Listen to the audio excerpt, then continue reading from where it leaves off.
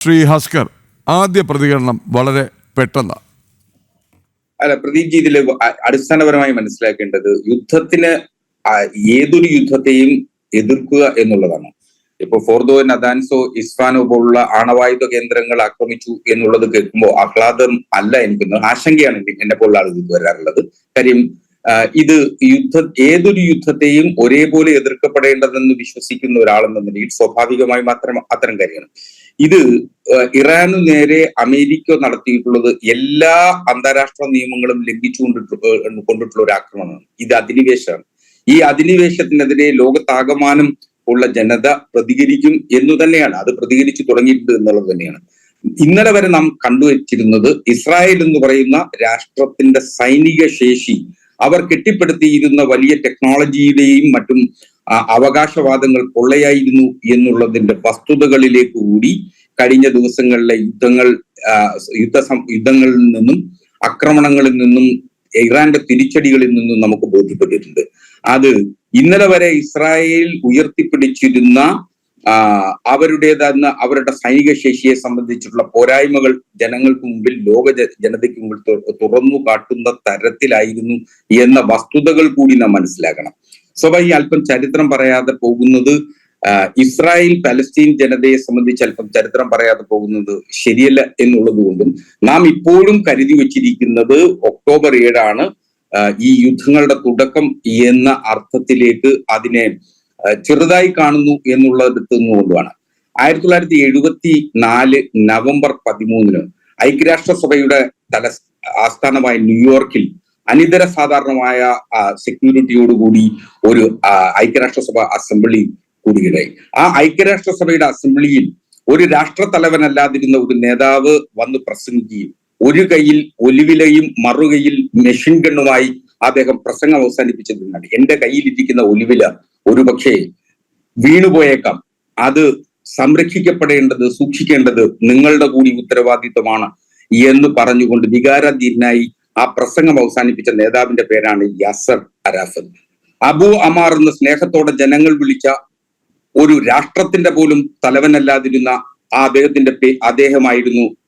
അദ്ദേഹത്തെ ക്ഷണിച്ചു കൊണ്ടുവന്ന ഐക്യരാഷ്ട്രസഭയിൽ അത്തരമൊരു പ്രസംഗം നടത്തുകയും 32-37 നമ്പർ ഐക്യരാഷ്ട്രസഭയുടെ പ്രമേയ പ്രകാരം ഒരു നിരീക്ഷണ പദവി പലസ്തീന് നൽകുന്നതിനുള്ള തീരുമാനം ഐക്യരാഷ്ട്രസഭ ആ പ്രസംഗത്തിന് ശേഷം എടുക്കുകയുണ്ടായി.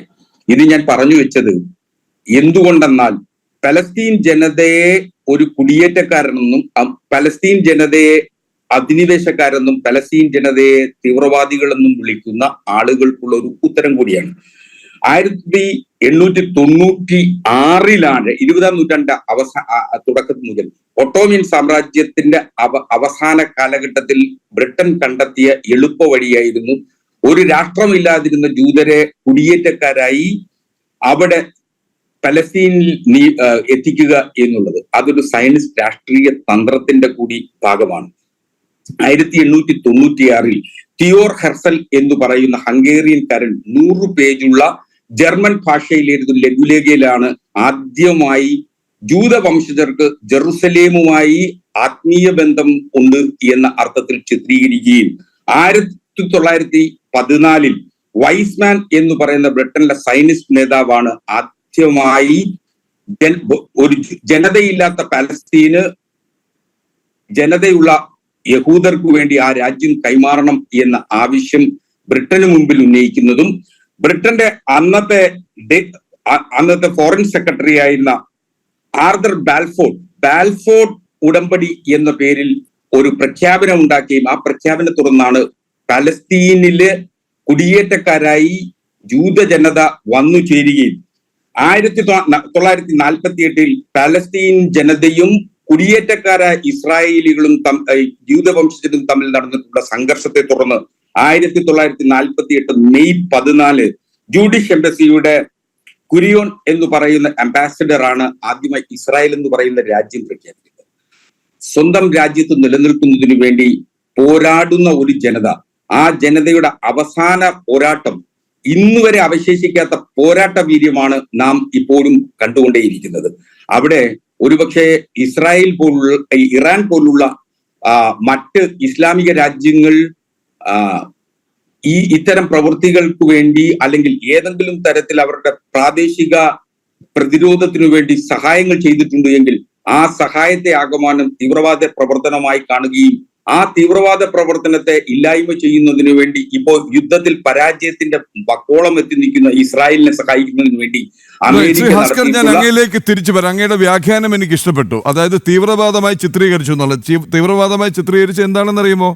രാത്രിക്ക് രാത്രി ഇസ്രായേലിലേക്ക് കടന്നു കയറി സ്ത്രീകളും കുട്ടികളും അടക്കമുള്ളവരെ കൊന്നൊടുക്കുകയും തട്ടിക്കൊണ്ടുപോവുകയും പരസ്യമായി നടുറോഡിലിട്ട് ബലാത്സംഗം ചെയ്യുകയും നഗ്നരായും അർദ്ധനഗ്നരായും വണ്ടികളിൽ കെട്ടിയിട്ട് കൊണ്ടുപോവുകയും ചെയ്തതാണ് തീവ്രവാദമായി വ്യാഖ്യാനിക്കപ്പെട്ടതെന്നും അതിന് കൊടുത്ത തിരിച്ചടിയാണ് വളരെ മോശമായെന്നും അങ്ങ് പറഞ്ഞു വെക്കുന്നു. അങ്ങയിലേക്ക് വരാം.